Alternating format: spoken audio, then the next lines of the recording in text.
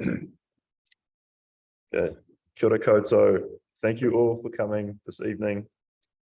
My name's Tim. I'm a committee member of the Auckland branch of the New Zealand Institute for International Affairs.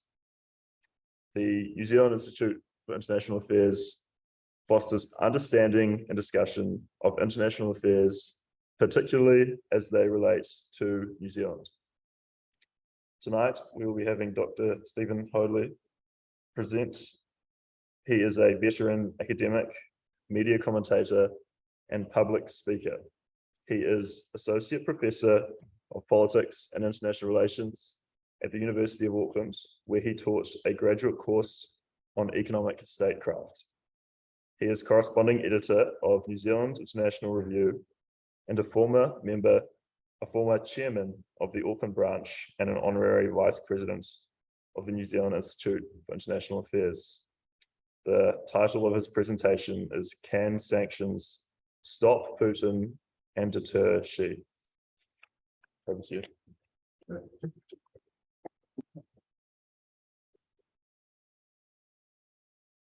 Jim Lawler is one of our eminent PhD students.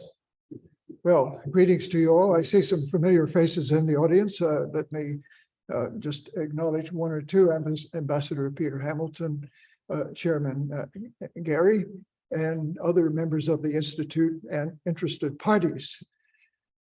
Don Brash, is that Don Brash? It is Don Brash. Hello, Don. We've shared podiums a couple of times on opposite sides of the debate, but it was a lively occasion. I remember in this very room on one occasion.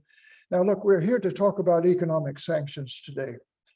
And we are concerned to ask, what are they? Are they effective? And can they stop Putin and deter Xi? So first of all, what are economic sanctions? They are withdrawal of customary trade and financial relations for foreign policy purposes. This is not retaliation for breaking of trade rules. That's usually excluded, although they're somewhat similar. It's not military blockade. That's over on the military side of the equation. So we usually exclude those. All again, they are related. They're a form of intervention. They're viewed as lower cost than war, but more effective than just rhetoric, than diplomacy, with all apologies to diplomats amongst us. That sanctions have been used to advance a range of foreign policy goals, including counterterrorism, counter-narcotics, non-proliferation, democracy and human rights promotion, conflict resolution, and cybersecurity. They become frequently used tools of governments to amplify diplomatic influence, and they can include such things as travel bans, asset freezes, arms embargoes, boycotts, trade and investment, and finance restrictions. They have a long history. In fact, if you put economic sanctions into the Google search box, you'll come up with Megara. Now, Megara was one of the Greek city-states. It was allied with Athens. Athens, under Pericles, decided that Megara was not friendly and it violated some aspects of their treaty. So he expelled all the Megaran merchants from Athens. This was the first recorded example of an economic sanction. Unfortunately, it didn't work very well because the Megarans simply turned to Sparta, who eventually won the Peloponnesian War. So that was a backfire. So this introduces a possibility that economic sanctions might not work as planned. The Jefferson administration passed the Embargo Acts to stop Britain and France from interfering with American shipping. It also failed to achieve its aims, but one of the countless episodes of one antagonist attempting to restrict the imports and exports of a rival. Napoleon tried to embargo trade on Great Britain. By the way, two words I think we need to clarify. A boycott is a refusal to buy or import, and an embargo is a refusal to sell or to export.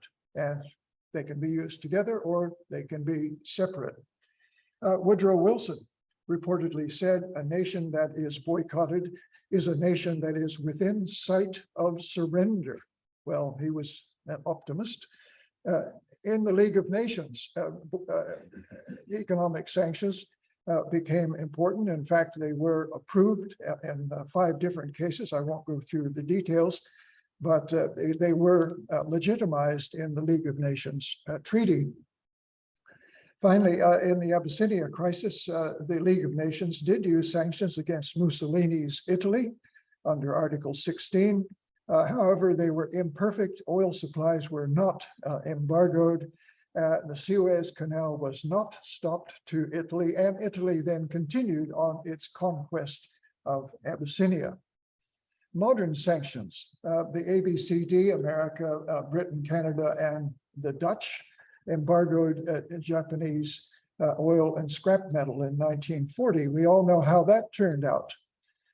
US embargoed Cuba in 1958. We all know how that turned out.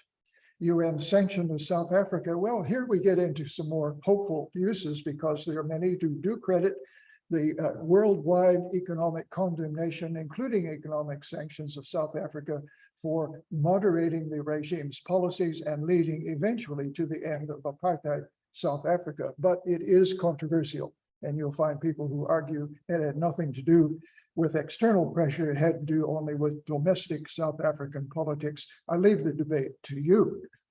The Organization of Arab Petroleum Exporting Companies embargoed us, and I can remember the carless days. I think Don Brash will remember the carless days when you could drive according to the digit on your license plate. If it was even or odd, you could drive or not drive because the Arab countries had embargoed all those countries that sympathized or worked with Israel, and New Zealand was one of them.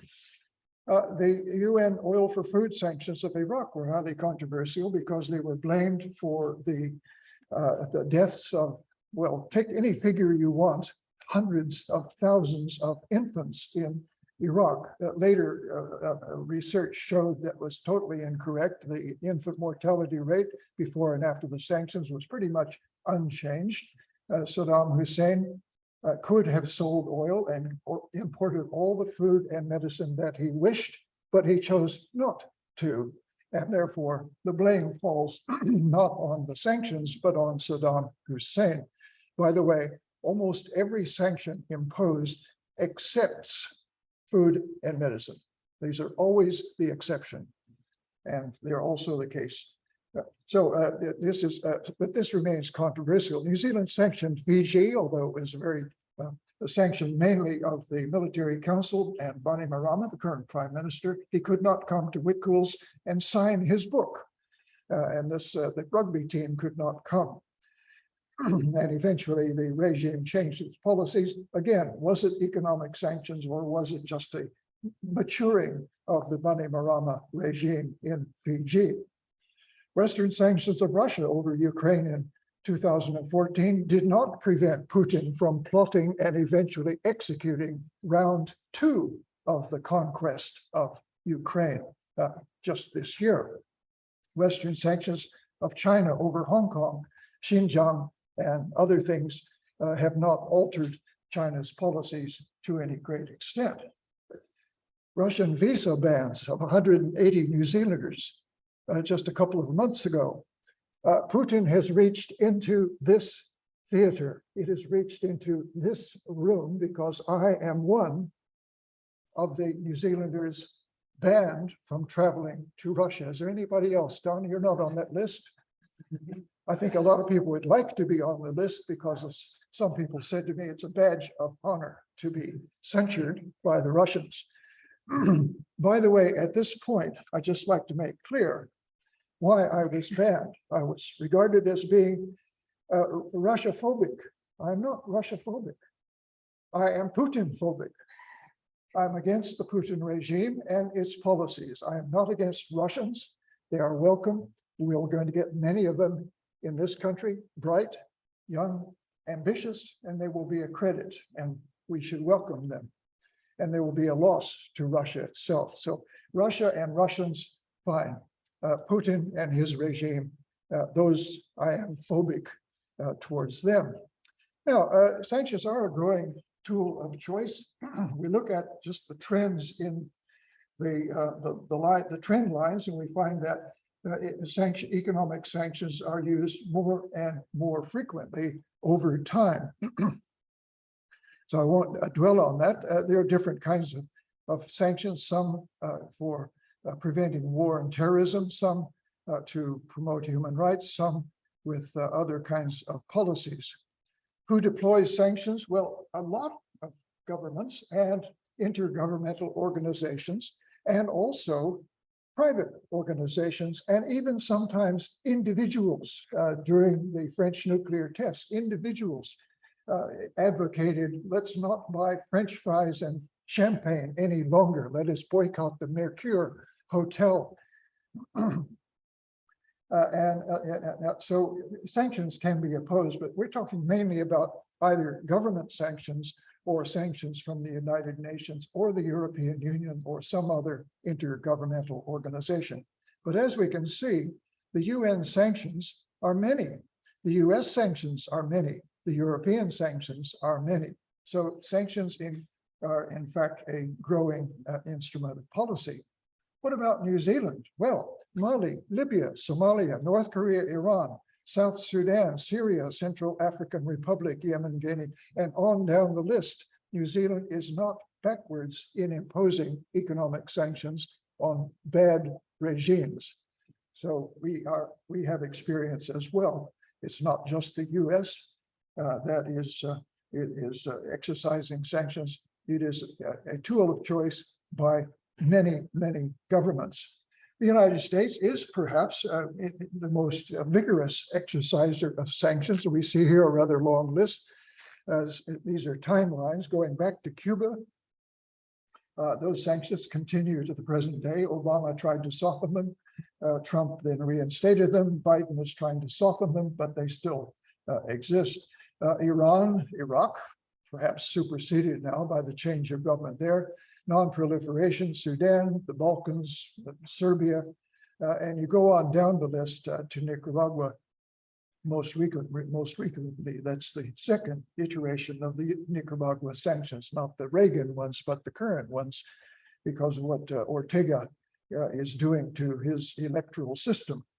So the United States has a robust agenda of not only countries, but also transnational criminal organizations that it wants to sanction.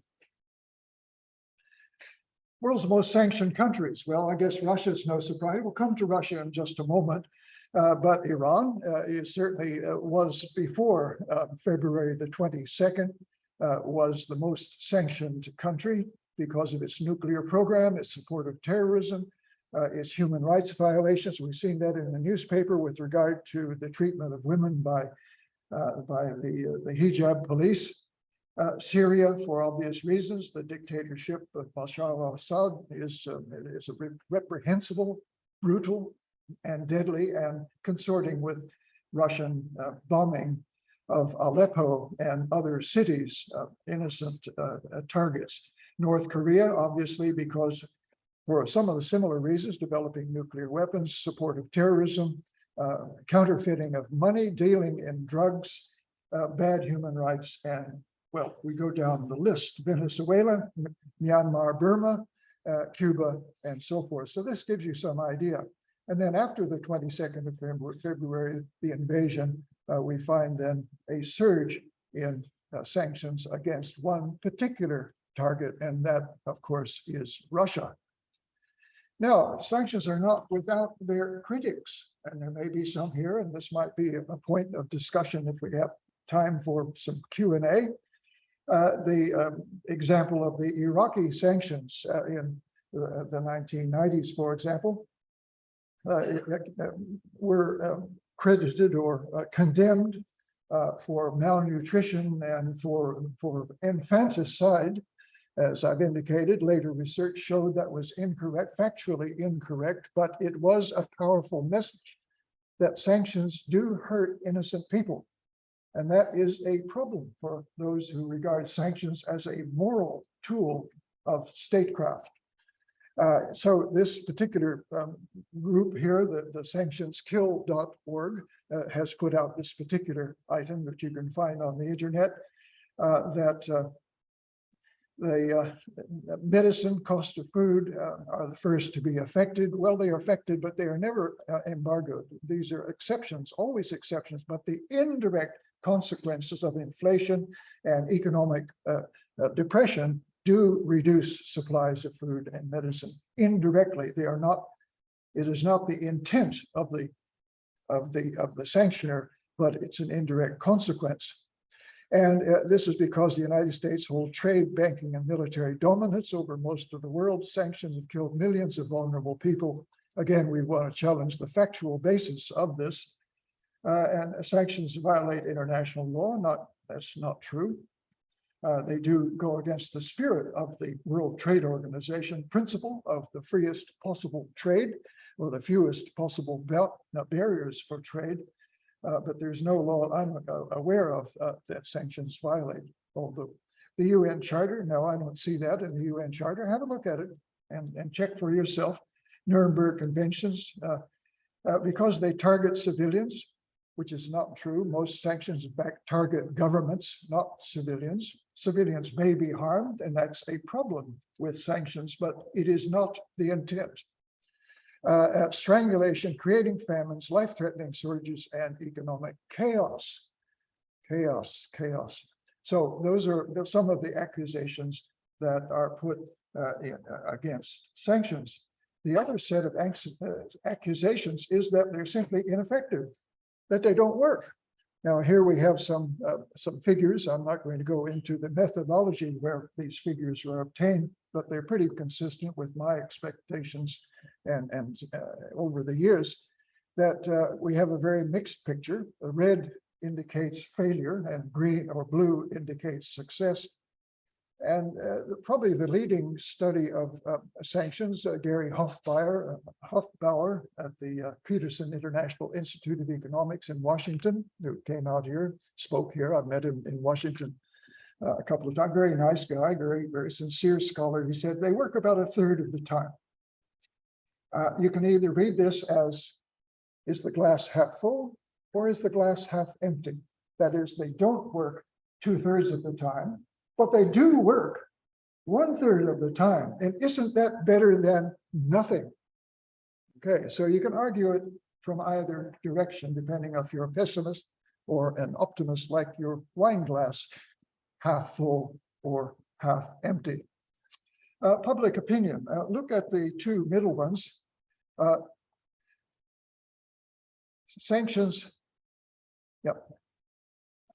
Support economic sanctions. 77% of this particular cohort in the United States approve of sanctions.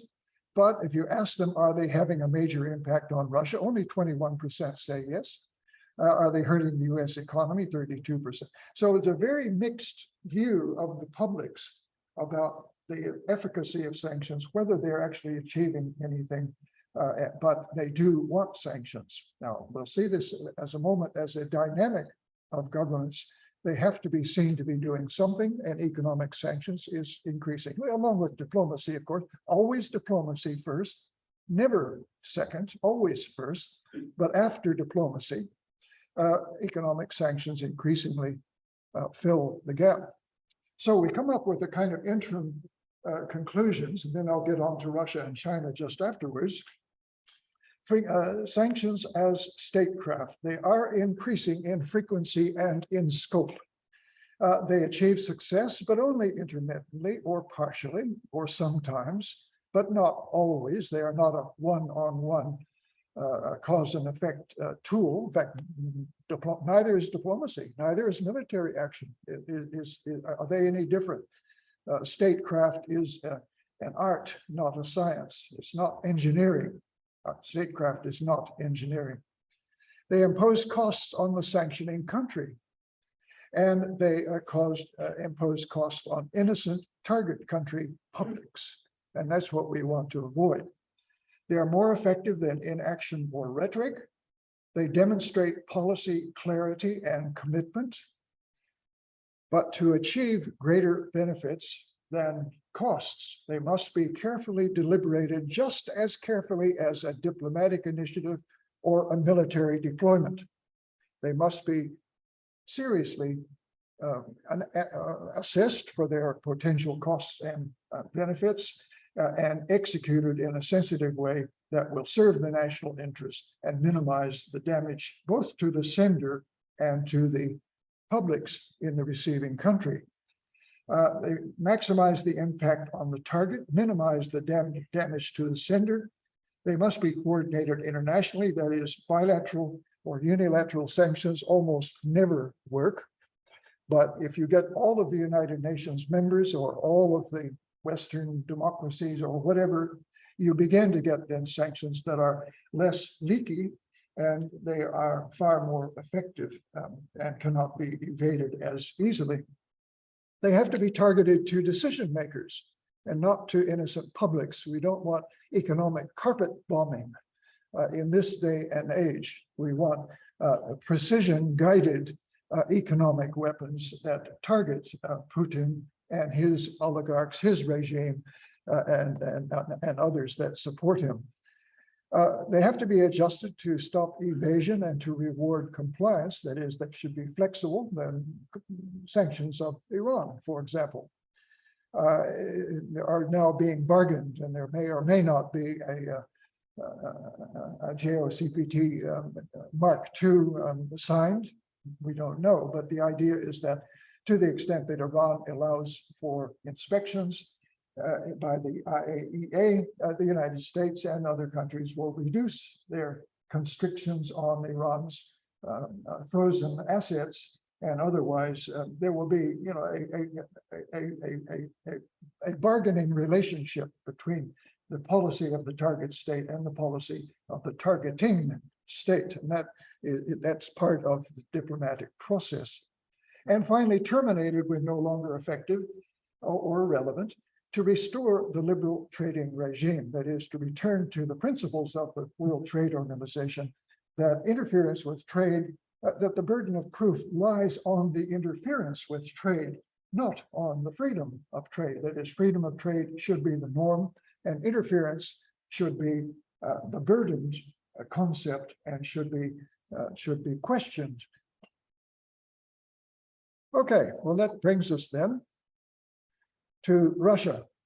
Which countries have, that's interesting. Now that map tells you something rather powerful, doesn't it? Have a look at that map. Have a look at the red and the orange, that's us. And who are we? We are white, democratic, Western, liberal governments. And look at all the rest in the gray. The whole of the third world is not sanctioning Russia. Now that tells you something about, which we'll come back to in just a moment, that we think that everyone is on our side. It's not, in fact, true. There are a lot who are not. They're not against us necessarily, but they are not necessarily for us either. They are waiting to see. Some are saying, look, this is just a European squabble. It's like World War I. It's not our business. Our concern is to end colonialism and imperialism, to end Western capitalistic dominance, and a number of other things. And of course, climate change and COVID, all of those are more pressing issues to the gray countries than a localized European squabble. Well, we don't think it's a squabble. We think it's a fundamental interface between two different ways of life. But other people do not regard this conflict in Ukraine in exactly that way. So we have to be aware of that. Nevertheless, Russia is clearly the most sanctioned country in the world. New Zealand has sanctions against Russia. The Russia Sanctions Act is unusual because New Zealand's policy is to sanction countries only when the United Nations Security Council sanctions them. New Zealand implements the resolutions of the United Nations Security Council. This is an exception. The Security Council has not sanctioned Russia because Russia, of course, vetoes the sanctions resolution. So New Zealand has actually passed a special law that allows New Zealand to make an exception to its own policy and to impose these sanctions, travel bans, bans on aircrafts or ship freeze assets, prohibit in dealing securities, sanctions on the Russian armed forces, including weapons and logistical support, freezing assets of the military-industrial complex of Russia, sanctioning key entities that provide export revenue, key banks and financial entities, freezing their assets, preventing their dealings, implementing the cutoff of the SWIFT system of currency transfers, for example. New Zealand is all part of that effort. Ban Russia and Belarus. Now, Belarus is, of course, virtually an extension of Russia. And many people think that the dictator of Belarus remains in power, like the dictator of Syria, only because of Russian support. So Belarus is now included in many of the sanctions. Military aircraft and ships from entering New Zealand, and various tariffs on the products, particularly if they have strategic or dual use qualities. Dual use meaning military application as well as civilian application. So New Zealand is very much part of the sanctions regime that the West has put forward. Now, this is a very interesting study that just has been published from Yale University, a team of 40 researchers, most of them Russian speakers, using Russian information and treating it with some caution, because the Russian government, of course, is very selective in the information that it makes public, has stopped publishing many statistics on imports, exports, financial transactions, and so forth after the invasion. And they've come up with a number of interesting conclusions. Jeffrey Sonnenfeld and his team, he puts them out as 9 myths. So we simply invert all of these and just put not at the end of each of them. Russia can redirect its gas exports and sell to Asia in lieu of Europe. Now, Asia means China. It also means India. And it may mean 1 or 2 other countries, but China is the big consumer. Well, it turns out that there aren't very many pipelines that will take gas from Russia to China. There are some that take oil, but it's going to take a long time to build a whole new set of pipelines comparable to the pipelines that now go to Europe. So consequently, although China would be very happy to have the gases, particularly at the discounted prices that the Russians are offering to encourage consumption, it's going to take years for that to come online. Now, oil, a little more fungible, but according to the researchers, it takes 35 days for a tanker to go from Russia and Europe to China. Consequently, the oil is not easily accelerated in the Chinese direction either. That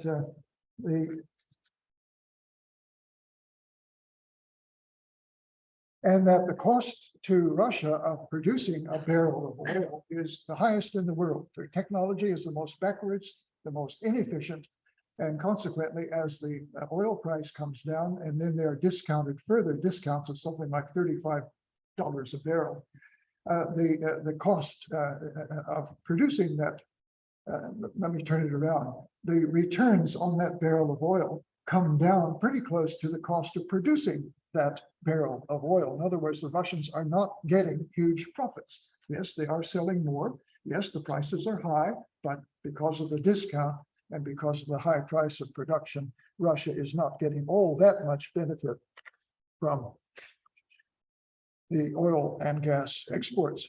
Russia is making up for lost Western businesses and imports by replacing them with imports from Asia. Well, it turns out not to be the case. In fact, Chinese exports to Russia plummeted by more than 50% in April of this year because the Chinese banks don't trust the Russians to be able to pay. They cannot pay except in rubles. And who wants rubles? They want dollars. They want real money. And consequently, the Chinese businesses, the exporters, are being just perfectly economically rational and say, look, until Russia sorts out its ability to pay us properly, we're simply not going to export anymore to Russia. China is concerned also about economic sanctions. If China makes a move on Taiwan, there will be economic sanctions imposed, and China's economic dream will slow down, if not stop altogether. And so the Chinese companies are trying to make sure that they don't get caught if Xi Jinping decides overnight to make a move on Taiwan. Russian domestic consumption and consumer health remain strong. Not true. Inflation is in the double, triple figures in Russia. The sale of new cars has plummeted by 95%. Nobody in Russia can afford a foreign car any longer. They can't get their rubles converted into dollars or Deutschmark or euro. So consequently, the consumer in Russia is faced. If we think our inflation is bad, it's much, much worse in Russia. Global businesses have not really pulled out of Russia. Business capital and talent flight are overstated. Well, okay, look, you've seen the lineup of cars at the border with Georgia and other countries bordering on Russia. That's not just because of the economic sanctions or because of the general mobilization, but it gives you some idea of how many Russians are leaving. And what kind of Russians are they? The brightest, youngest, best educated, most cosmopolitan Russians are the ones who have the capability to leave. Maybe they have family abroad, maybe they have prospects, maybe they have a job, they have confidence that they can make it in the West, and they're the ones, the talented ones who are leaving. As far as businesses go, Sonnenfeld and his team calculated 1,200 Western businesses have departed. Estimated this is some 5 million Russian workers now have lost their jobs that were previously employed by foreign companies, or 12% of the shrinking Russian workforce. Remember, Russia is shrinking in population at quite a considerable rate, and that consequently there is real difficulty. Putin is running a budget surplus because of high energy prices. Well, I think I've dealt with that. It is simply not true. That Putin has a rainy day fund of some $600 billion stashed away because of revenues from Gazprom, Rosneft, and the other state energy and mineral companies. But, says Sonnenfeld, half of that is already frozen. There's no way of getting it out of Russia. It cannot be used on the international markets to buy essential imports for Russian machinery and weapons. And the other half is being pumped in as economic stimulus, right? Just like we in the West, Russia is stimulating its economy by deficit financing. It is going into its reserves at a great rate. And some say at a rate that will exhaust them within 3 years, in order to prop up the economy, keep consumer satisfaction, particularly in the major centers, Moscow, St. Petersburg, and the western parts of Russia, which are politically the most sensitive. The ruble, strongest performing currency this year, not true, is highly manipulated. Almost no ruble transactions are now taking place outside of Russia. So these statistics simply are not indicative of the real state. And myth number 9, I'll skip that. So that's the indictment that Sonnenfeld puts forward, and you might want to look that up on the internet if you want to follow it up in greater detail, because it's very telling and based on some pretty solid research by some people who seem to know what they're doing. Now, there's a couple of examples. Now, secondary sanctions. Our sanctions are not on the target state, but on those who deal with the target state. So, say American sanctions in Russia might also have sanctions on a bank in Macau that deals with Russia. That's a secondary sanction. Well, what about Uzbekistan? Uzbekistan is supposed to be allied with Russia in the Central Treaty Security Organization. And banks in Kazakhstan, Turkey, and Vietnam suspended use of the mirror payment cards I guess that's equivalent to visas. Anybody know MIR? Okay, obviously an important, visa or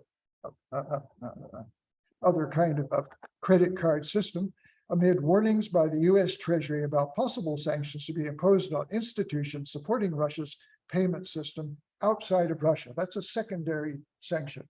And it does seem to have some effect here in areas that are within Russia's sphere of influence. Central Europe, part of the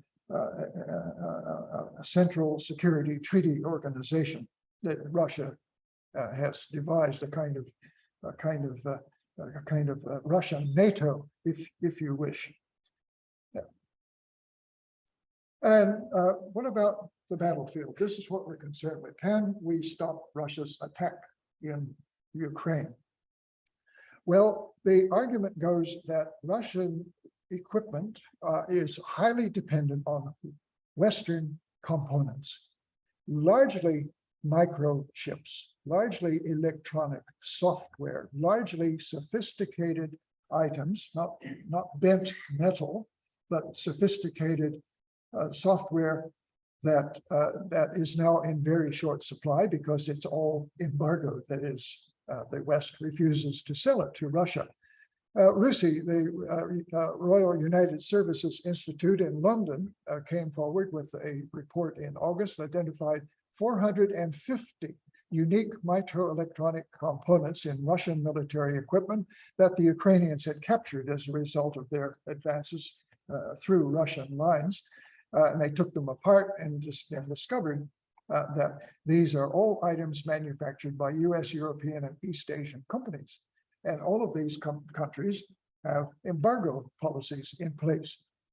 Yeah, they're a bit leaky, but we'll come to that in just a moment. But they are at least attempting to restrict. Of the 25 items Russia is seeking most desperately, all are microchips manufactured by Texas Instruments, ISI, Micron, Intel, and so forth. And then there's Japanese firms, and then there's a Cyprus-based firm, an American firm, and no doubt Taiwan as well. 2 manufacturers of tanks are no longer in business, says the Deputy Secretary of the Treasury of the United States. Okay. Russia today has far fewer tanks than they had going into the invasion. They can't make more because of the action we are taking with sanctions. Okay. Again, we would like more information, but the governments concerned are in the middle of a war and they're not sharing everything that they know. So we will suspend judgment, but it does not look good for the Russian war machine to be able to replace at the same level of sophistication and quality that they had going into the war because of their reliance on Western components that are no longer being sold to Russia. Now, sure, they can get a few, they can order some up from Hong Kong, for example, and maybe the Beijing government will sort of turn a blind eye to this mail order business in microchips, and that's probably going to happen. Might get some from India. We've heard stories they're getting some from North Korea. Yes, there's a progressive and advanced country that you really want to depend upon. And what about Turkey going to sell drones to Russia? Maybe the Russians will pull the microchips out of the drones and put them into their tanks and keep them rolling forward into Ukraine. Well, we shall see. Lots of stories. It's going to be the next 10 years, novels, movies, and analyses of all of this is going to be fascinating reading. Okay, there we go. Now, let's turn to China. China has not come to Russia's aid. The Chinese state-controlled banks have reportedly refused to provide dollar-denominated letters of credit to finance imports from Russia. So the Chinese are not really importing as much as they could or would like to because they're afraid they're not going to get paid. Asian Infrastructure Investment Bank, which is, of course, the bank that bankrolls the Belt and Road Initiative, a suspension of any new lending to Russia. Well, so Russia cannot replenish its capital by doing what every other country does, just go to the international markets and borrow. It's a perfectly normal Western procedure, but is one that Russia is denied under the current regime. The New Development Bank as well, another China-dominated bank, has also holding back multiple Chinese private companies. The largest smartphone makers such as Huawei, Oppo, and Xiaomi drastically cut their exports following the lead of Apple and Samsung. Geely, owner of Volvo, Lenovo, a Chinese computer maker, and so forth, all of these have shifted their production back to China. It has shifted out of Russia, as have 1,200 Western companies and Japanese companies and Korean companies done exactly the same thing, shifted out of Russia and brought them home at considerable cost to them. They've lost their assets, lost their real estate, lost their buildings, lost their inventory, lost their skilled workforce. They've left it all behind and taken a hit. So obviously their motivation must be very strong. Okay, now a skeptic would say, and we have to acknowledge the realist, 5 reasons why Putin may survive the sanctions and continue the war in Ukraine. First of all, Russia is resource rich, and a lot of countries want those resources. Not only energy, gas and oil, but also diamonds, freshwater, rare earth metals, and other minerals. And there will always be willing customers for Russia's resources. And just the question is, how can they get them out of Russia into their own hands? This is the big question. Despite Western boycotts and embargoes, the Kremlin is not entirely isolated. Russia has quasi-allies such as China, India, Iran, Syria. I guess we could go on and name Venezuela, Cuba, Nicaragua, who knows, Argentina, maybe, in desperation, and much of Africa, and the 5 members of the Collective Security Treaty Organization, the stands that I focused on a few minutes ago. And that these governments and the companies operating in them may be able then to evade the sanctions and continue to import what Russia has to offer. Now, the regime, Putin's regime is very tight, based on the KGB, FSB, security system, payola, mafia-like connections. And so far, it's held together very well and made Putin the richest man in the world. And a lot of other people also quite rich.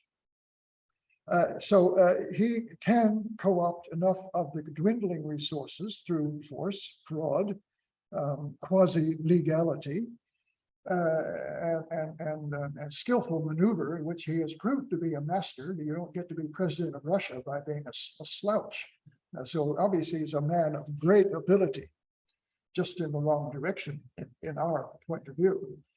So he can maintain payments to his security system, his oligarchs, those who support him, the publics of the major cities, Moscow and St. Petersburg, the upper classes, if there is such a thing in Russia, they can continue to enjoy the lifestyle that they have become accustomed to.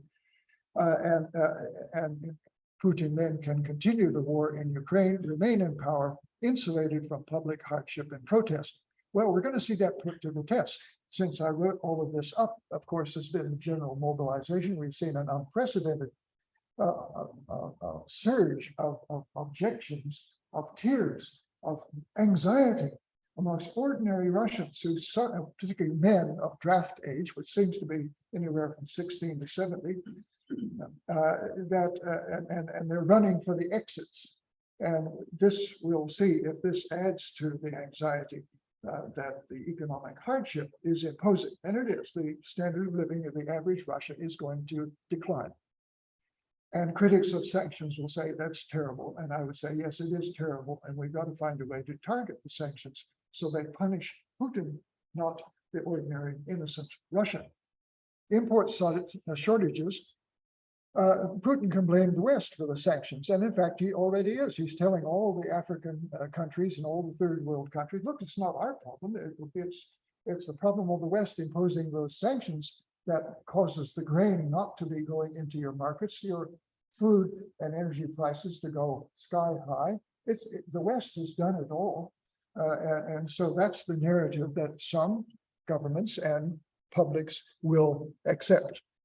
And that will be his, and at home, he can rally support for his regime and his defensive attack of Ukraine, because he will annex 4 of the Ukrainian provinces. They will become Russian soil, therefore sacred, historically sacrosanct, and he will defend them against the Ukrainian counterattacks by portraying those counterattacks as aggression against Russia, Mother Russia. Who can be against Mother? Okay, so this is the narrative, and it's going to be very effective in some circles that Putin will put forward. And finally, that the import shortages can incentivize patriotic innovation and self-sufficiency. In World War II, for example, the Russians were destitute and they were losing, but they didn't lose, they did win in the end at enormous sacrifice in blood and treasure. And they can do it again, because my reading of Russian history is this is a country that has suffered over the millennia, and they glorify suffering, and they reckon that the more suffering, the more virtuous they are, and the more likely they will win in the end. Well, when will that end take place? We don't know. We hope it'll be tomorrow. They may be thinking 10 years or half a century. At any rate, so these are 5 reasons that people would put forward as to why that Russia will not cave in, will not give up, will continue. Now let's turn very briefly to China. Now, China's top priority is the reunification of the country. And it's accomplished that in Macau, in Hong Kong, in Xinjiang, in Tibet. So they're 4/5 of the way to reunifying after the century of humiliation, right? Because all those little bits and pieces were separated from China by the Western imperialists. That's us, by the way. So Taiwan is the last piece of unfinished business. Never mind that the Communist Party, the People's Republic of China, has never governed the island of Taiwan.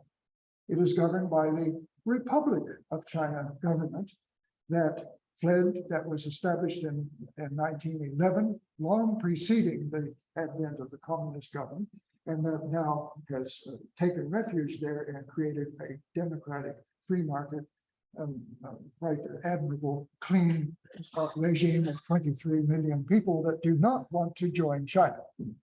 They've seen what's happened in Hong Kong. They've got a good reason for saying, no, thank you. So Xi's options for reunification are propaganda and persuasion. Well, he's been doing that for 50 years. Hasn't really worked, but that will be stepped up. Isolation and intimidation. Well, we saw the free fire exercises that China imposed right around the island, which was perhaps a rehearsal for a naval and air blockade of China, of Taiwan. Intense cyber or electromagnetic pulse attack is an option. Capture of the outlying areas. Look at all these little islands here. These are all governed by the Republic of China, right off the China coast. Now, it wouldn't be too difficult for China to capture all of those islands and then just isolate the main island of Taiwan itself. So that could be an intermediate step. Selective missile strikes, like the Russians say, we're only hitting military targets. Well, are they so inaccurate that they hit apartment buildings, or are they lying? Is this a deliberate policy of making cities in Ukraine unlivable? Would China use similar rationalization? Well, we don't know yet. And full-scale invasion. Now, the trick here is to keep the United States out, right? So the Chinese have to carefully calibrate how far can they go without getting the US 7th Fleet on their back, and the Japanese fleet probably as well. So the Chinese have an interesting challenge to move towards their goal without overdoing it.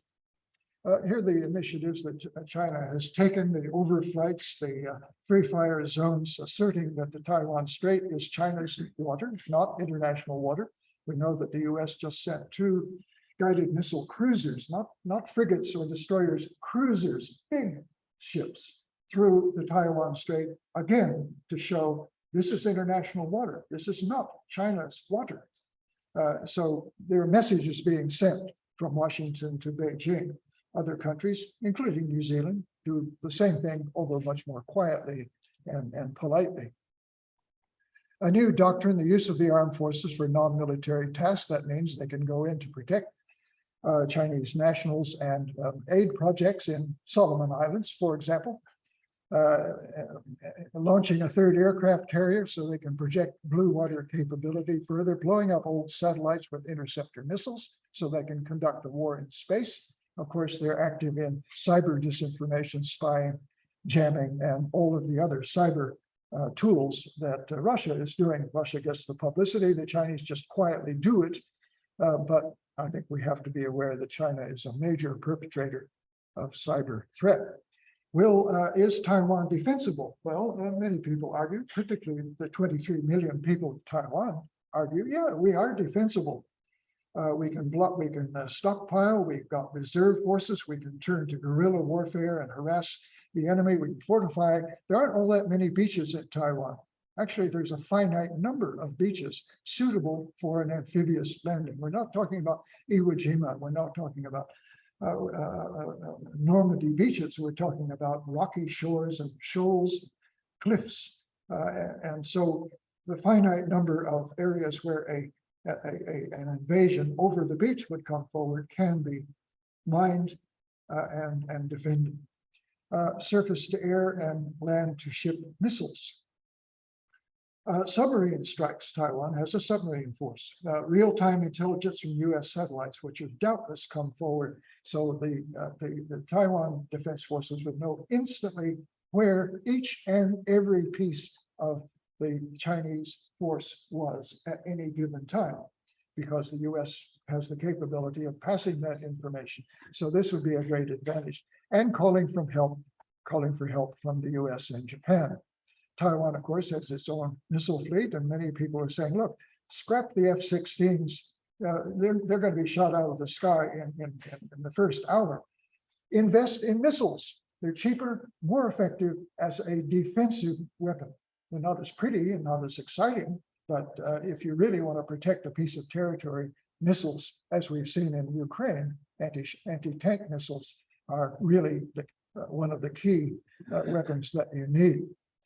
Now, the real task is to deter. That is, we do not want to fight over Taiwan. We want to deter Xi and in various ways by arguing that, look, we've got sanctions all prepared. You've seen what we can do to Russia. You don't want to have that done to you. So it would be better to wait. Okay? Just wait. A year, a decade, a century. Just wait. That war would end the China dream and the great rejuvenation of the Chinese people. So it's in China's interest to resume normal trading, which is excellent at manufacturing and trading in the world system, which was created by the United States and the Western countries and the World Trade Organization and the European Union, in which China benefits from the rules that the West has established in its so-called hegemony. Well, hegemony in my book is a good word. And exercise managed strategic competition. This is a phrase put forward by Kevin Rudd, written a very good book called The Avoidable War. And that's his theme, is that we're going to have to live with China. It's not going away. It's going to be very powerful, might be the biggest economy in the world, but we can live with it and we can compete with it, and we can, in fact, balance it in a way that will not necessarily lead to war. Okay, on the other hand, we have plenty of examples in history of leaders who have been economically irrational. World War I, just to start off the discussion, Japan attacking Pearl Harbor as another. in which the leaders feel the window of opportunity is closing. They are confident, they've got good weapons, they've got high spirit. The enemy is disunified. Certainly the United States is very disunified at the moment. Well, allegedly, I think it's exaggerated, but that's another story for another lecture.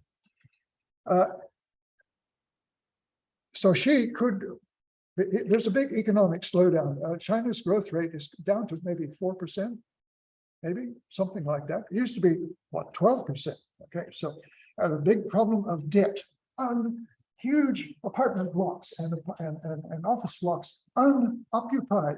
Local bodies have increasing debt because they've overbuilt. They've borrowed money from the Bank of China, and they have no way of paying it back because they've got no cash flow. And consequently, she may say, look, this economic hardship, we can deflect criticism by having a challenge from abroad. Leaders have done this throughout history, started wars or portrayed attacks in order to deflect attention. He wants his place in history. He's not a young man, and he's going into his third term. He'll be reelected in November at the 20th Party Congress, but that might be his last. So within the next 6 years or so, he would like to have Taiwan back under the Chinese flag. Popular nationalism. When governments whip up nationalism, sometimes it gets out of control. Sometimes, like Spanish-American War, it actually then compels governments to act when they don't want to act. So we have to be careful that the Chinese population aren't revved up by Xi to the point where Xi can no longer control and calibrate public opinion to serve a more careful policy. The ambition of the soldiers. They might say, look, we've got the biggest navy in the world, which they do. We have every kind of weapon that matches anything the United States can put into the field, and we've got more of them. And we are closer to our home territory. The United States is way over on the other side of the Pacific Ocean. So there are lines of resupply is very long and tenuous, and that we can do it. So the generals might say to the political leaders, let us have a go, okay? Leaders rush to exploit perceived Western disunity. Again, is the West really that disunified? Well, after February this year, suddenly we find the West is not disunified any longer. Sure, there's Hungary, and sure, there's Italy and the new government, and sure, there's Greece, and there's a few others that are wavering, but the core of the Western unity, particularly with regard to Ukraine and Russia, is holding so far, And an act of independence by Taiwan. Well, the people, if you ask a person in Taiwan, say, that's a nonsense. We're already independent. We've been independent since 1911. We don't have to declare anything. We got here first. The communists are latecomers. And why should we declare independence? So the Chinese, Beijing Chinese, continue to say, this is a red line. And people in Taiwan say,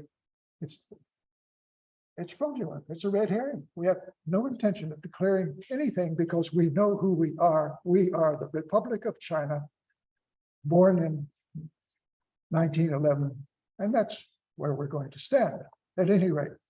Okay, China's vulnerability to sanctions is much less than Russia's because China's economy is 10 times larger than Russia. Chinese banks have 30 times more assets than Russian banks. World top trading economy, #1 exporter of manufactured goods, soon to be the world's largest economy, critical supplier of inputs to the Western economy, to the Western consumer economy. Costco just opened. What proportion of Costco do you think will have come from China? I would guess well over 50%, maybe 80%. So we don't want to do without Costco. We want Costco, don't we? And the warehouse and all the other big box stores that make our shopping cheaper and more exciting. So China is, on our side, or we're on China's side. So that these are reasons why China is less vulnerable to sanctions, and there'd be a lot of people, even general publics, who would say, let's not sanction China. We like China. My daughter is supervising a course of warrant officers that includes some of the Pacific Islands. And the European officers, the New Zealand and Australian officers said, oh, well, China's a big threat in the Pacific. And the Pacific Island warrant officers said, oh, hang on a minute, we actually like China. We like their development projects, we like their diplomacy, we like the way they do business. And that it was a real eye-opener that there are different views about China. So this is a reason why the Western governments and publics may not agree to sanctions on China. US does have draft congressional legislation outlining a full range of punishing sanctions that could be imposed on China over Taiwan, the usual ones. But this option would effectively freeze Chinese institutions out of the international system is considered to be highly unlikely because of the harm it would do to US and global economies more broadly. You all know that the Chinese own treasury bills, and if the Chinese pulled the treasury bills out of the United States, there would be a severe economic dislocation in the federal government budget. So that's another example why, to be gentle with China, or at least rational. China has stockpiled chips, so they could carry on for a long time if their microchips were embargoed. Other links, Japan, let's take the bottom line. 7,486 Japanese firms have local subsidiaries in China. And I might add a smaller number, but a substantial number of Taiwan businesses operate in China with Taiwan technology and management and Chinese labor and land. And it's a very fruitful relationship. So would these different firms agree to having severe sanctions and decoupling from China? And I've put here, or would China deter the West instead? Okay, so I'll leave that question with you and reach my conclusion. Sanctions are depressing the Russian economy. Sanctions are effective in slowing the Russian military resupply, development offensive, and long-term regeneration. Sanctions may not stop Putin's rule or his policies or combat in Ukraine in the short term, but may do so in the longer term. At least that is the assumption that we make. We Western countries, we Western people make that assumption that it will in fact happen. And I might add, my prediction for Ukraine is one that looks pretty much like Korea. Korea has two governments. It's one people with two governments, communist North, democratic South. That's been stable since 1953, when the armistice was signed. There's no peace treaty. They're still at war, but it's sort of stable. And maybe that's the picture we'll find in Ukraine, with democratic Ukraine on the one side, the 4 Russian provinces on the other, fraudulently acquired by force of arms and fraudulent referenda. But nevertheless, it could stabilize the battle lines and the fighting could wind down. That must be a good thing in the short run. In the long term, of course, the Ukrainians and the Russians each have their incompatible goals. So it would not end the war at all, but it would stop the battles and hopefully provide a space for some rebuilding. And China sanctions can be threatened to deter attack on Taiwan, but they're less credible than sanctions on Russia, given the Western interdependence with China's economy. And with that, I shall stop. Thank you for your attention and invite questions.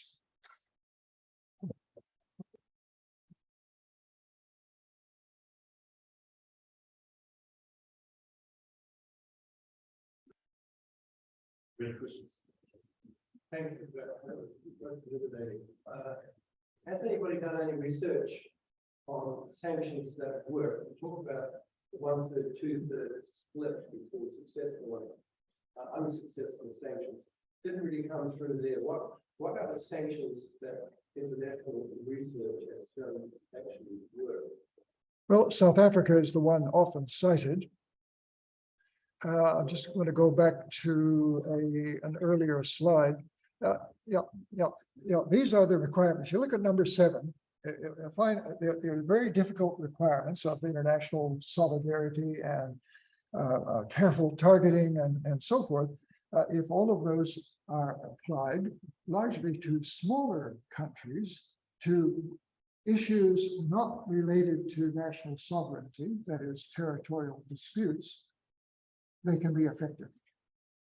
And if they're applied to larger countries that have lots of options, if the sanctions are leaky and can be easily evaded, if there's a substitutability of what is sanctioned for something else, then not effective. So, yeah, that's as far as I can go at this point.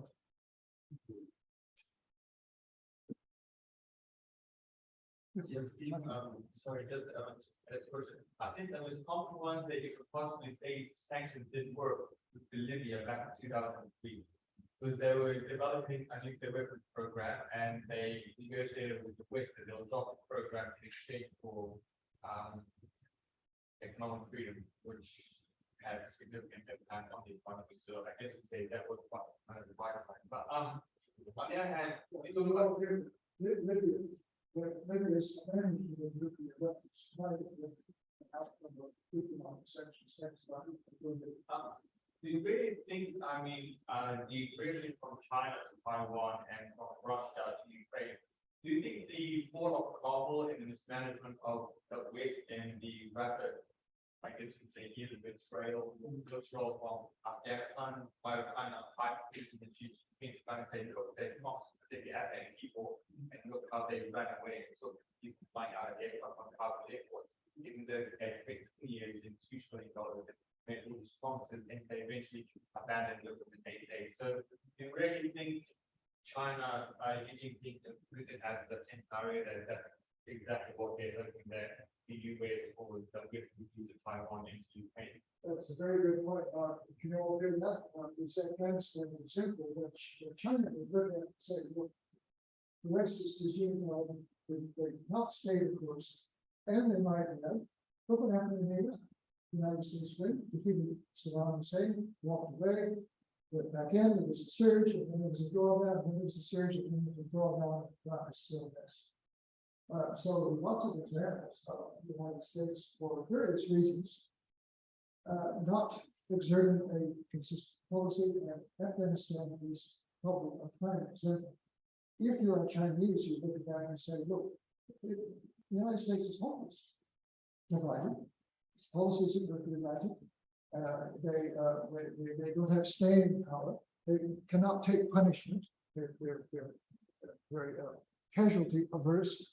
And therefore, if we take Taiwan, the United States will not risk their aircraft carriers getting sunk. And if we can do it. We can do it. Yeah, so that's a very good point. Do you think the European appetite for sanctions is going to last through the winter? We're already hearing that German factories getting ready to have to dial down production and people are being warned that their thermostats going to have to turn down. And so while there's support sanctions right now, when you're shivering at your apartment for the next lot of blackouts, you may think maybe these sanctions aren't worth it. Absolutely right. This is a question over here in the state. What let me ask you? You're all Europeans. You want to continue the sanctions, or you think we want to compromise with Russia and get the gas back to our leaders? Let's see a show of hands. Compromise with Russia to get the gas back to our leaders. How many are going to continue the sanctions as the city? I see it somewhat unenthusiastic plurality and a number of non-vote, which is probably the best thing to do. So, what is the rationale for us not telling the investor? Initially, we said that we've got New Zealand services there and we've tried to protect their interests. But it's not an aspect. I'm not sure. You asked the question again. Oh, sorry. What's the rationale for us not spelling the Russian and Russian and once one year, should we expel the Russian ambassador? What was the Prime Minister doing? Give diplomacy a chance. The Russian ambassador is just a channel. That's all it is. And you got that's a uniform. Looks like something like military. So it's really very evil guy, but he's just a conduit between Jacinta Ardern and Vladimir Putin. Okay? So is it important or not that he's here? What would it make you feel good? You see a show of that when we say, and that's a good ouch. Okay. How do you say, unless they stay? Okay, well, we're all, and she's singing something. She says, for the time being, we'll stay, we'll use him to exercise diplomacy. Otherwise, he's a non-issue. It's aside from the Russian feeling that he's part of an immoral regime that we really don't want. We don't want him around. And I sympathize with that emotion. You made the point that sanctions are demoral. These are not sanctions, but I would take issue slightly with that. I think that all have social consequences, and the law is a beautiful dimension that we have to know more. Some of them mentioned, for instance, Myanmar and other countries never before. That could be much more difficult economic. So I think possibly we have to which would change all those variety states in the world that is also not only an economic problem, but also the social and political number that surrounds them, which is equally important. And I think that might be the beginning of Russia. You're absolutely right. Economic sanctions require a political consensus, and certainly in the U.S., the European leaders and others going around talking to their counterparts and saying, join us. Let's have a consensual regime of sanctions so that there's little leakage and little evasion of the sanctions. So you're absolutely right. It has to be built politically, and that's where diplomacy comes in. So the bottom line on sanctions is that there's basically three kinds of statecraft. First is diplomacy. Extreme is military, and sanctions are in the middle. And they blur into one another. The boundaries between the three are fungible.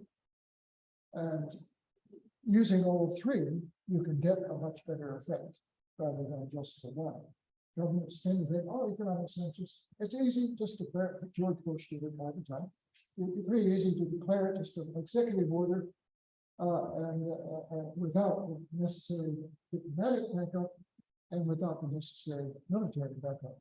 So the recommendation is work with all three, apply them all three. If you're serious about trying to achieve an effect, make sure that all three work in parallel to the same goal and get as many allies on side as you can. So thanks for that. So we were at least one major party recently for the Prime Minister's international platform, basically not credible because of their perceived points on basic issues. I was wondering if you could speak at all on the efficacy of New Zealand's platform on the global stage, and who specifically is listening to Jacinta Ardern when she make statements on issues such as the Russian invasion. Who is this? Yeah, very good question. I've given back some developments here. To answer that, I just thought a suggestion that every diplomat talks and every diplomat expects others to listen quietly, and they do quietly. Whether they make it internalize it is another matter, but they should report it faithfully to their political masters, so that the political masters know what the communication is all about. With regard to the division between domestic policy and international policy, Jacinta is very popular abroad, not so popular at home. Many readers have that same syndrome. It's not unusual that they perform well domestically and poorly internationally, or vice versa, and that the two are, in some respects, similar, parallel, but similar spheres exhibited. But the ultimate question is how much influence does diplomacy have? I suppose that if you put all of the political scientists end to end on that question, they wouldn't reach a conclusion. Anybody else? We talk about sanctions. I have a few. We talk about sanctions and their effect and how long they implemented for. Now, at this very moment, when people want to continue buying Russian gas, the outside world kind of sees it as they're supporting Putin's war. But do you think it might get to the time, and it has on many occasions, where people's prospect on buying Russian gas changes to now they're seeing it as buying Russian gas as supporting the war? So eventually they'll be like, no, we're not buying Russian gas to support the war, but we're now buying Russian gas to just keep ourselves warm. Because could there be exemptions? Hold on a second, because it's not really possible where you can talk about hundreds of millions of people in Europe freezing just because they don't want to buy Russian gas. The sanctions might stay in place, but they eventually say, okay, now we're starting to make exemptions for Germany, for Italy, for the UK, because including the UK are going to accept an 80% energy rise. So could there be exemptions, for example, when the United States imposed sanctions on Iran again by pulling out of the JCPOA back in 2018, they gave exemptions to a couple of countries, including Iraq and Lebanon. So the European Union, like with sanctions, you by often say we're going to give each state a certain amount of exemptions between wine and gas. Oh, I think you anticipate what we're going to watch for immediately. Is cracks in the coalition, exemptions, hold exceptions, escape clauses of various types. They will be emerging various elements as they change, say, from secular Baptist into right, for example. Those governments may then want to say, look, let's compromise. Because we are developed there with our people is at stake. That's a hard question to refute because, yes, governments are responsible for the heating, the food, the prices of their own people. And Russia is the key to it, because Russia is creating the circumstances, the adverse circumstances. So I think, yeah, I don't have an easy answer to that. I don't know that. Next week, I'll say this is watch for cracks in the coalition. Let's put it that way. Cracks in the coalition. And will the cracks be severe as enough to involve Russia and Taiwan, or will the cracks be minor and patchable and restrain Russia? That's the big question, I think, of the coming year. Yes, Hungary does have it.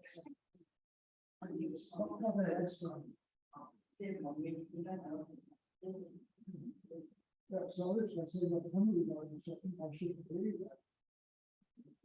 20% of Russian gas rather than 100%. So these ideas will be coming forward. New Zealand government can have to grapple with them and decide whether to approve them or oppose them or carry out diplomatic processes. My own view is that the current sanctions regime is good. That it is working slowly. It will restrain Russia from going on into Romania or Lithuania or Moldova for the next targets. If Ukraine were subjugated, and I think the U.S. leaders have said exactly that. We want to weaken Putin's war machine, not starve the Russian people. No, weaken Putin's war machine. I think the Secretary of Defense used those words at the Secretary of Defense. And I think that's a legitimate objective, to weaken Russia's war machine.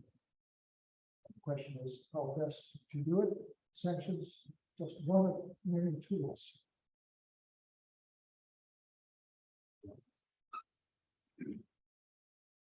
Okay. I think we'll leave the Q&A there.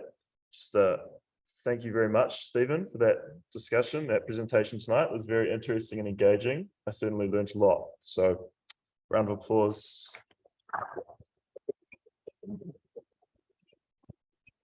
Thank you, Dr. Chair. Thank you. Okay, thank you all for coming, and think sanctions as you watch the news in the next weeks or so. Very interesting. As they say.